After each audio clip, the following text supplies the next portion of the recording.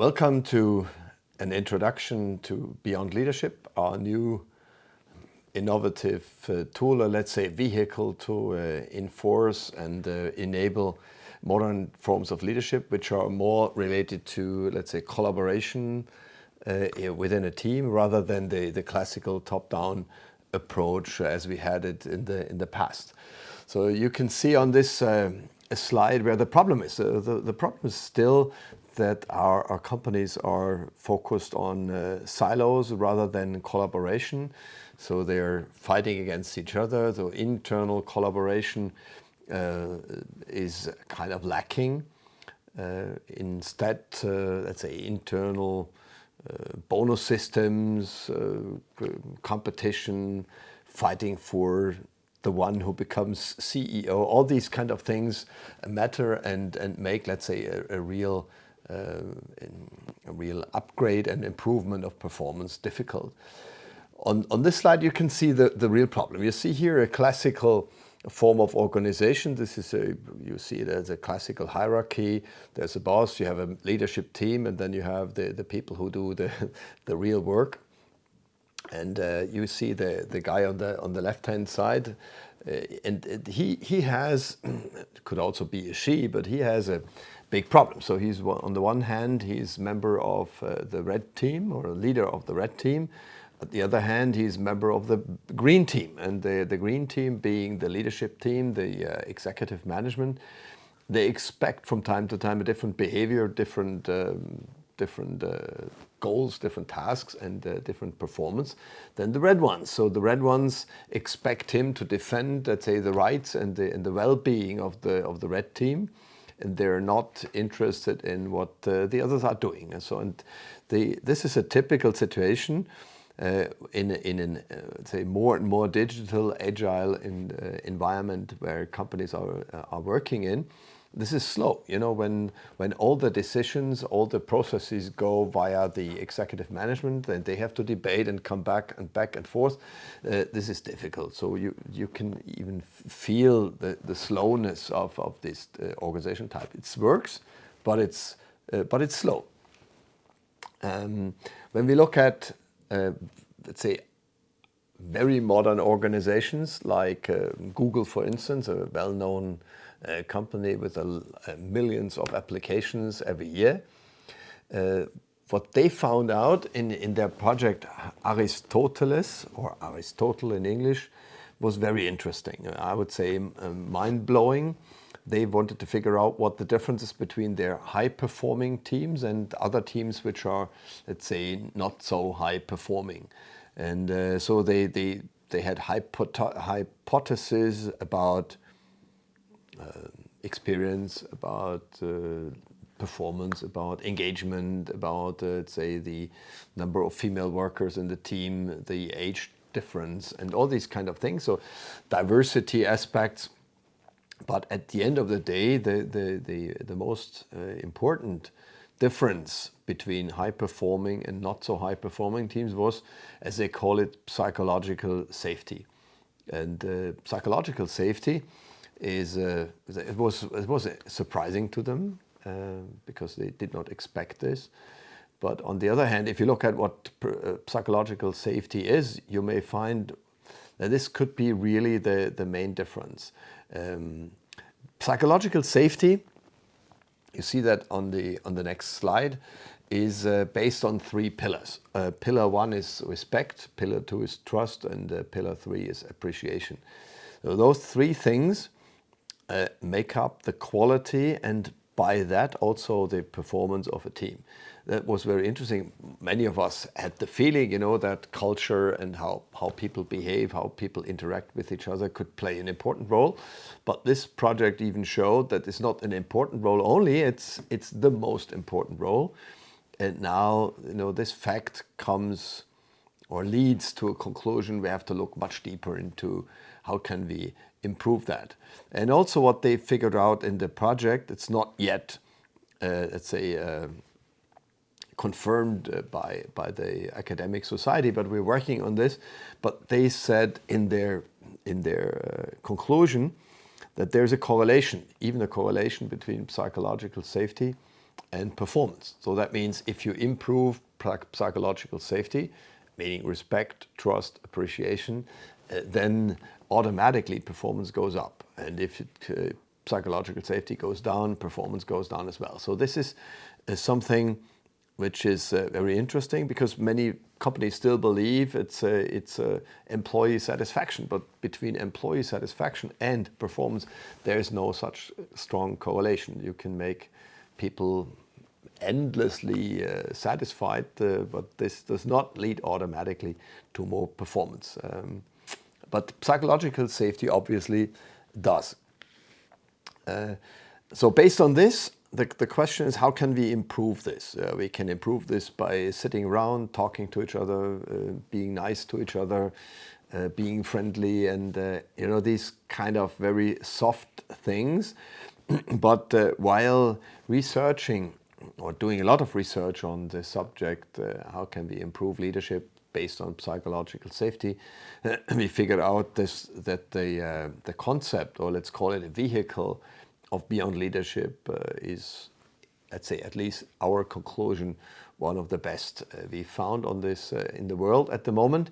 And Beyond Leadership is based on a core. The core of Beyond Leadership is small groups. So you can have, in a Beyond Leadership setting, you can have a group as large as you like. We did it with small groups of 5 or 6, and we also did it with groups of 750 in one room. But let's look into the mechanics. First, what you do in this kind of exercise, let's call it a team building thing or solution finding circle. So people sit in the room and do a check-in first. And check-in is each of the participants says, how am I feeling today? What's my mood? What's going on? What do I have in mind? What kind of problems do I want to solve? And then after this check-in, when everybody's, let's say, feeling well, checked in, and it's also clear what the subject is. And we call it the center point of the meeting. So when the center point is clear, it means the subject which is on the table, which has to be solved. Then we start with the next round, and this is the most important. The next round is called Connect, and Connect typically takes about 6 minutes, and sounds like a miracle. After these 6 minutes, the culture will have changed, and it goes as follows. So we form groups of 2. You can also do it with 3, but we recommend to do it with groups of 2. And then the 2 people in each group sit next to each other, opposite to each other, look into the opposite eyes, and then one of them has to start answering a question. And this question is being asked and put into place by the moderator, which typically I am. And then again, one starts and gets exactly 2 minutes, and I have a stopwatch on the table, 2 minutes to answer to this question, where the other person has to be completely silent during these 2 minutes. And this is for some people very difficult, but you have to keep completely silent throughout the 2 minutes and concentrate, focus very, very intensively on what the other person says. Because after the 2 minutes, I give a signal, and then the other person who just listened for about 2 minutes has now 1 minute to give positive, appreciative, thankful feedback to the person who just talked for 2 minutes. You see that on the slide here. So the question for this group is, who am I and why am I here? So, and again, one person starts 2 minutes answering the question, who am I and why am I here? Then 1 minute positive feedback. Then it changes. The second person has 2 minutes, same question, and gets 1 minute positive feedback. Who am I and why am I here? It's a very important question. It's not the question, what am I? It's not asked, what am I doing? What's my role? What's my function? What's my career behind me or in front of me? The question is rather, what's important to me? What am I? Where's my heartbeat? So what is it where I'm really, really engaged in? So what's my personal values? And why am I here? It's not why am I in this workshop or why am I in this meeting room. It's a question, why am I on this planet? So why am I existing? So it's a question which sounds pretty simple, but it's difficult, and it leads completely out of the comfort zone answering this. But I can say to both participants, to all of the groups of two, I can say whoever starts talking about this question, keep in mind, you can say whatever you want, you'll get positive feedback on this. So this is the rule. So the risk is completely zero that you have negative feedback or, let's say, strange reactions from the other party. You will have positive feedback, and this is extremely important. It also feels very well, feels good, like a warm shower. And for the other person, my advice is, take the filter away. So we typically have a filter in our head when we listen to somebody else. We listen with the filter, what do I not like about what the person is just saying? And then, so after the person said what he or she wanted to say, we come back and said, oh, I liked what you just said, but we have to leave this but away and just talk about what did I like. So what did I find positive, amazing, whatever that is. So what did I like about what you just said? 2 minutes, who am I? Why am I here? 1 minute positive feedback without the filter, and then it changes. Interestingly enough, after these 6 minutes, there's a completely different mood in the room. And you can, if you had a device to measure temperature, the temperature is going up, has gone up throughout this exercise within the 6 minutes. It's very, very engaged, and even people working for, let's say, 5 years or more in the same room, they come back and said, this was really amazing. In this 6 minutes, I learned more about the other person than in the previous 5 years where we shared the same office. So it's very interesting because of this, let's say, the architecture, which is positive feedback and predictively positive feedback, and this comes to this very well, let's say, perceived situation. So they feel very well. Then what we do after this, we call this connect. It's a round of reflection where we put people into groups of 6 to 8, or let's say the entire group, and then we reflect what was just how do they feel about what they just learned. So what did they learn? How did it go? All these kind of things. After the reflection, then let's say you can even feel a much better glue, a much better collaboration, kind of enablement of the group. If it's just about team building, you can stop the exercise here and say, okay, now we continue. You could do the next round and do another connect with 2 different people with other groups, and then continue there. But if you want to solve the question, as I said, the center point in the middle of the slide, then the next step will be same exercise, groups of 2, differently mixed. Groups of 2, 6 minutes, but the question is different.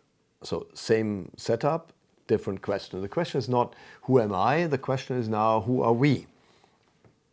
And what do we have in common? So it's talking about what do I think are our commonly shared values in the group. And it's amazing, after this connect, who am I, and then the who are we, you will have a layout. You can put it on a slide or on a flip chart, and you can have you typically have a very, very close, let's say, similarity of these flip charts. If you have many small groups, and then you compare what came out in the reflection round, what came out of these 6 minutes on who are we, you have a very, very interestingly similar set of group values. And this makes then the foundation for the third round, which is also very important. We call this, the second round is align, the third round is imagine. Now we come into kind of a visionary thing. And if you read the academic literature on how can we build, let's say, agile working environments? How can we enable agile collaboration between people? It's always the main conclusion. You have to go via the value. Say the individual and the group values are the most important things. As if you're not aware of your own and the other values of the group, you cannot reach any agile statement. But if you come to the next step, then imagine you see here we have the option A is we have to find something. Let's say the question, the center point in the middle is we have to find a new solution. We have to find a new structure. We have to find a new strategy. So something new. And the imagine is then what do I think will be the solution for the future. Or if it's a problem, so if we do this Beyond Leadership for a problem solving thing, then the question in the imagine round is how can we solve this problem? And again, set up the same groups of two, different groups of two, and they work then on this question in an imagine style. How can we solve this? What can we do? Again, reflection round. After this reflection, which also gives a very interesting insights most of the time, the images, the visions which come to play are very, very similar. So let's say there's the common feeling, okay, we're now on the right track. And then clear, we have to go back from the we level. So who am I is I level, who are we is we level, what do we do is again we level. And then we go to the I level, asking then the question, what do I do concretely, me personally, to achieve what we just said in the imagine round. So we call that commit. Then after the commit round and the reflection, the next step, we call it act, is if you have a lot of these commitments on the table, then you have to lay it out. So make sure that everything is connected to each other, kind of making a project plan, or let's say a next steps plan. You can do it, let's say, in a Scrum environment or in a classical project management, but making sure that all the commitments are well aligned and that something comes out. And then the next step, the second last step, we call debrief. A debriefing is very important to come back and to draw the right conclusions out of this scenario, out of the workshop. And you see here, there are always the four questions in the debriefing are: what was good in this workshop? What could we have done better together? A third question, what did we learn? And then going back to the I again, what do I take away from here? So what's my takeaway from this? And after this debriefing, then we close it up so we started with a check-in, so we close it up with a check-out, and going around the table, and everybody says briefly a short statement on how successful was this flow and what did we achieve together as a team. The whole thing, if you do it in a workshop style, let's say it takes between 2 and 3 hours, it makes half a day and you're done.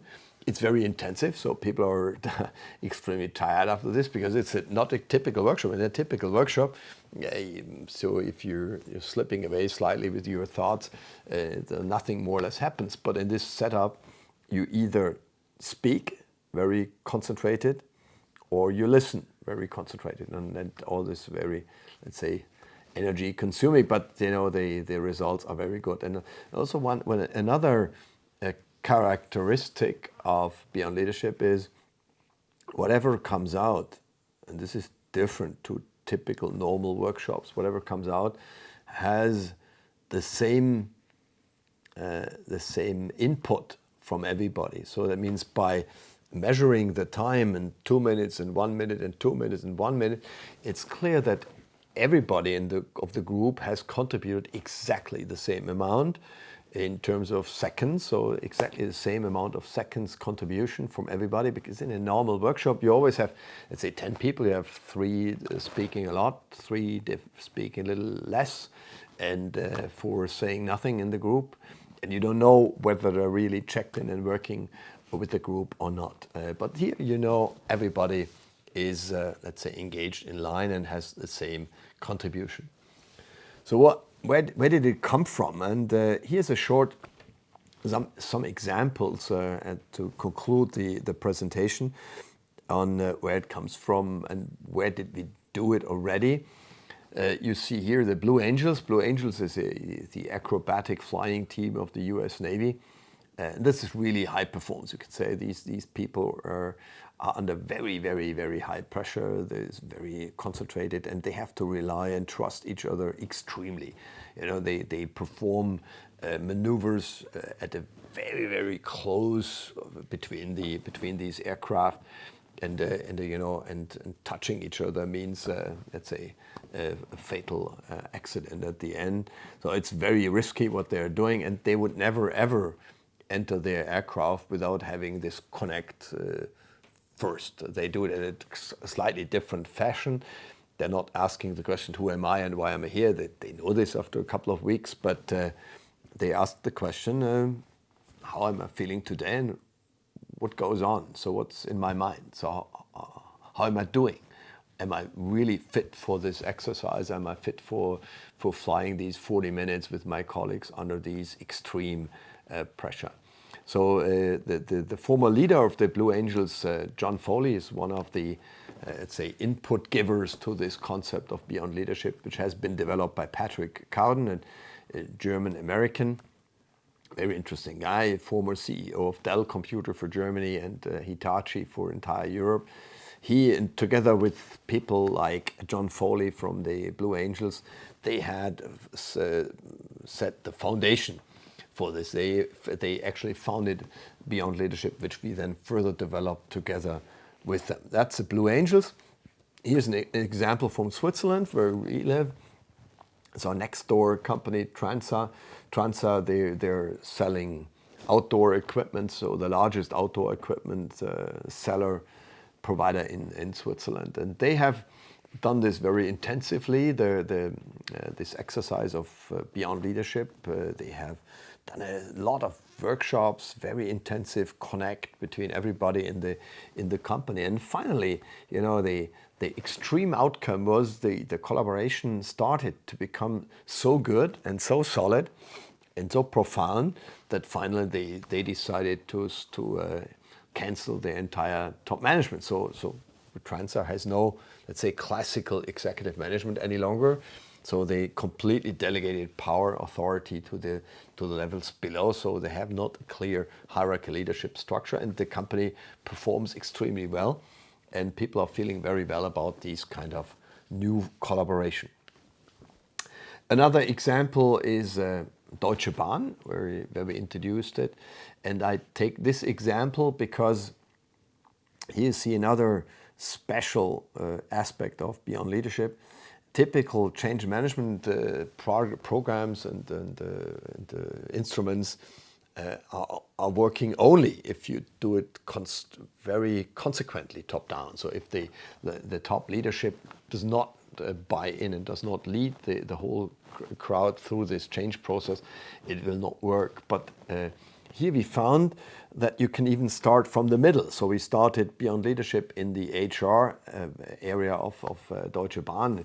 So, okay, the HR area is pretty big because Deutsche Bahn has 350,000 employees. But they started to do it internally within HR, and then the others learned about it and said, hey, cool, can we copy it? Can we do it? We did it with top management in an exercise once. After the new CEO was introduced, he wanted to introduce himself by doing Beyond Leadership with his top team. But again, it's not a top-down approach. It came out kind of a middle-out process. And this is, again, another characteristic of Beyond Leadership. So you're invited to try it, test it in your teams, with your colleagues, with your partners, in your families. Try, sit down with people, concentrate for 6 minutes, 2 minutes, who am I, why am I here, and then receive positive and only positive feedback, and you'll see the effect. And I can only invite you to do so, and hope to see you soon in an environment. So would like to receive your feedback on how it worked and what I could do to help you to make it better. And again, feel free to send emails or questions if you have one. And I wish you all the success. Thank you very much for listening.